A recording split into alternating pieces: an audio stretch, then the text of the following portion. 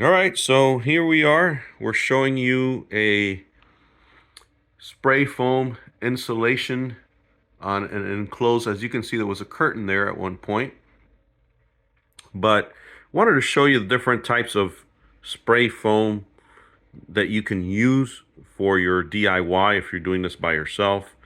I mean, insulation companies will charge you a minimum of $600 to $800 just for the smallest job. And this used to be a sliding door, two sliding doors here. So this is 6 feet this way, and 6'8" as your height. So 6 feet wide, 6'8" as your height. So it made sense to make it a DIY. So two things to consider. If it's a really small job like this one, you're looking at, let's say, roughly 6 by 7, 42 feet. I forgot what the DIY spray foam kits call it, but it's basically your width times your height and using 1 inch of it. And here we use maybe just a little bit more than an inch, but we're going to show you something here. And if you look closely here, you can see that the spray foam was done like this, like in zigzags. And that's because we decided to use spray foam in a can.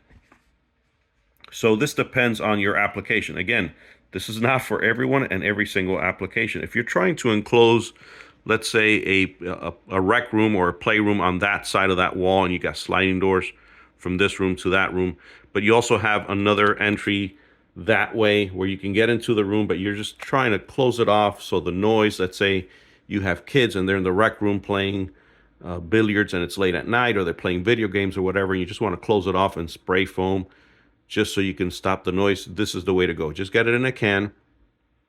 You got to get the right product too. This is closed cell, so it's very rigid, and I will link it below, but I will also link below the DIY spray foam kit, so you can get this, let's say, in 200 feet, which would be your width times your height, more or less, or 250, and go from there. In this case, we just went with spray foam in a can.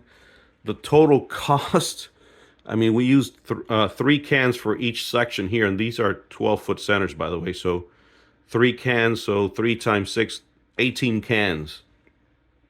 I believe total with taxes and everything, we paid like about $80 or something like that. It depends on when you're watching this video on the cost of it. But the DIY spray foam kit that is basically 2 large containers would have been like $350. So it's such a small job that $80 or even $100 would have been the better way to do it. So what you do is you zigzag back and forth, kind of like it almost looks like the intestines. So just zigzag back and forth, and then go to the next section, even if there's openings between them, and go to the next section and go all the way to the end till you're done.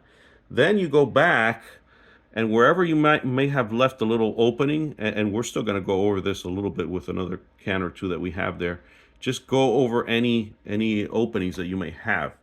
Again, this was just primarily used to close off a room and more for noise than anything else. Besides, it's in South Florida, so we don't really get winters down here, so our biggest concern is the heat. And we did not want to go with fiberglass, and here's why. Mold. I mean, it rains and it's hot and humid, so mold happens on fiberglass. It just wicks up from the bottom up, and it's just moisture. We're in a swamp down here in South Florida, so this was the better option. So if it's something that you're looking to do, you can do it just like you see here. It's not difficult at all. Total time about an hour, hour and a half. You do have to let it cure before you go back and kind of fill in any voids, but it's really, really easy. Just make sure you wear gloves on your hands and safety goggles in case this thing splashes. If it falls on you or even on the floor, just like you see here, we just scraped it off. Wait for it to cure and then scrape it off.